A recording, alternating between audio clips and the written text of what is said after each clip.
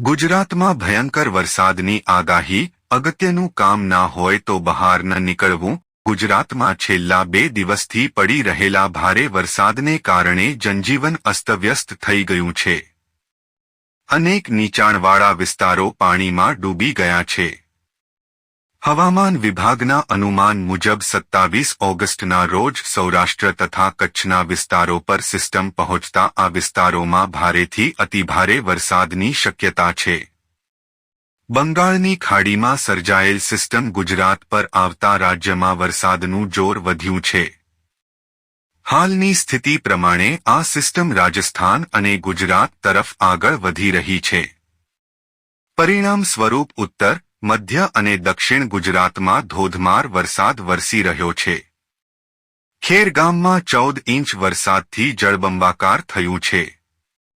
મુખ્યમંત્રીએ વરસાદ પ્રભાવિત જિલ્લાઓના કલેક્ટરો સાથે બેઠક કરી છે. નર્મદા ડેમના 15 દરવાજા ખોલાયા છે અને 25 ગામને એલર્ટ કરાયા છે. 4 ઇંચ વરસાદમાં અમદાવાદ પાણીમાં ડૂબ્યું છે. એએમસીની એક બેઠક મળી છે. પૂર્વમાં જનજીવન અસ્તવ્યસ્ત બની ગયું છે અને અનેક વિસ્તારો પાણીમાં ગરકાવ થયું છે. ચામુંડા બ્રિજ તરફ આવવાનો રસ્તો સંપૂર્ણ બંધ થઈ ગયો છે. ભારેથી અતિ ભારે વરસાદ માટે રેડ એલર્ટ જાહેર. સોમવાર અને મંગળવારે વડોદરા, સુરત, ભરૂચ, નવસારી, વલસાડ, અમરેલી અને ભાવનગર અને આણંદ, રાજકોટ, જામનગર, પોરબંદર, મોરબી, દ્વારકા અને કચ્છ જેવા કેટલાક સ્થળોએ ભારે વરસાદની અપેક્ષા છે.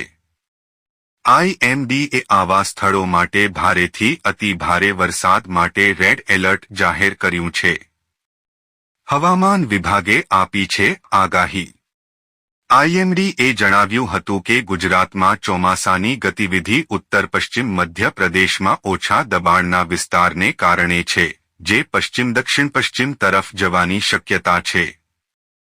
તે 27 ઓગસ્ટ સુધીમાં દક્ષિણ રાજસ્થાન અને અડીને આવેલા ઉત્તર ગુજરાત પર ડીપ ડિપ્રેશનમાં વધુ તીવ્ર બનશે. ત્યાર પછી તે લગભગ પશ્ચિમ દક્ષિણ પશ્ચિમ તરફ આગળ વધવાનું ચાલુ રાખશે અને 29 ઓગસ્ટની આસપાસ સૌરાષ્ટ્ર અને કચ્છ અને નજીકના દક્ષિણ પાકિસ્તાનના દરિયાકાંઠે ઉત્તર પૂર્વ અરબી સમુદ્રમાં ઉભરી આવશે. 262 મીમી વરસાદ નોંધાયો હતો. નવસારીના ખેરગામમાં રવિવારે પણ ભારે વરસાદ ચાલુ રહ્યો હતો. સવારે 6 વાગ્યાથી સાંજના 6 વાગ્યા સુધીમાં રાજ્યમાં સૌથી વધુ 262 મીમી વરસાદ નોંધાયો હતો. સૌરાષ્ટ્રના દક્ષિણ જિલ્લા નર્મદા, વલસાડ, રાજકોટ, ડાંગ, સુરેન્દ્રનગર, છોટા ઉદેપુર, તાપી, મોરબી અને વડોદરામાં પણ ભારે વરસાદ થયો હતો. અગત્યનું કામ ના હોય તો બહાર ન નીકળવું. હવામાન વિભાગે ગીર સોમનાથ, જૂનાગઢ, પોરબંદર, રાજકોટ, દેવભૂમિ દ્વારકા, જામનગર, મોરબી, કચ્છ, સુરેન્દ્રનગર, બોટાદ, અમદાવાદ, ગાંધીનગર, બનાસકાંઠા, પાટણ, મહેસાણા, સાબરકાંઠા, અરવલ્લી, મહીસાગર, પંચમહાલ, દાહોદ, છોટા ઉદેપુર, નર્મદા, તાપી, ડાંગમાં ભારે વરસાદની શક્યતાને જોતા ઓરેન્જ એલર્ટ જાહેર કર્યું છે. અગત્યનું કામ ના હોય તો બહાર ન નીકળવું જોઈએ. ગુજરાતમાં આજે રેડ એલર્ટ છે. જો તમે ફરવા જવાનું પ્લાનિંગ બનાવી રહ્યા હો તો સાચવજો. આજે ફરવા નીકળશો તો ફસાશો. રાજ્યમાં સાંબેલાધાર વરસાદની આગાહી છે. આગામી 48 કલાક અતિભારે છે. ગુજરાતમાં એક સાથે 3 સિસ્ટમ સક્રિય છે. નવસારીમાં 24 કલાકમાં ખેરગામ તાલુકામાં 14.83 ઇંચ વરસાદ. નવસારી જિલ્લાને મેઘો 2 દિવસોથી ઘમરોળી રહ્યો છે. નવસારી જિલ્લામાં 48 કલાકથી અનરાધાર વરસેલા મેઘાને કારણે જનજીવન મોટા પાયે પ્રભાવિત થયું છે. નવસારીમાં 24 કલાકમાં ખેરગામ તાલુકામાં 14.83 ઇંચ અને વાંસદા તાલુકામાં 9.75 ઇંચ વરસાદ ખાબક્યો છે. જ્યારે ગણદેવી અને ચીખલી તાલુકામાં 5 ઇંચ તેમજ નવસારી અને જલાલપોર તાલુકામાં 1.5 ઇંચ વરસાદ નોંધાયો છે.